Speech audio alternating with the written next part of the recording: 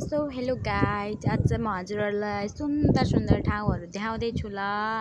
मैले चाहिँ आज सर्वप्रथम तपाईँहरूलाई चाहिँ म सोल्टी होटल देखाएँ। सोल्टी होटल हेर्न सक्नुहुन्छ, कति ठुलो र कति राम्रो छ।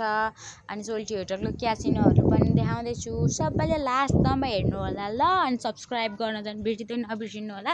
र क्यासिनो हेर्नु न, झन् कति सुन्दर क्यासिनो छ है।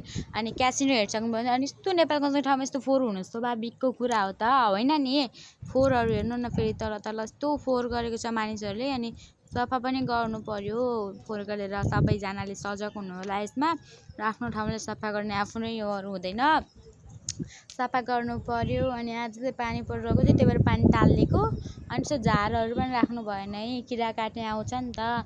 त्यही भएर आकाशहरू पनि देखाइदिएँ हजुरहरूलाई। यहाँ कति फोहोरहरू थियो, त्यही भएर। अनि मेरो चाहिँ कस्तो सुन्दर सुन्दर फुलहरू फुलेको के हाम्रोमा त छ्या त के भन्ने है फुललाई पनि। अनि बानी हो नि त, कसैको छ्या भन्ने बानी हुन्छ।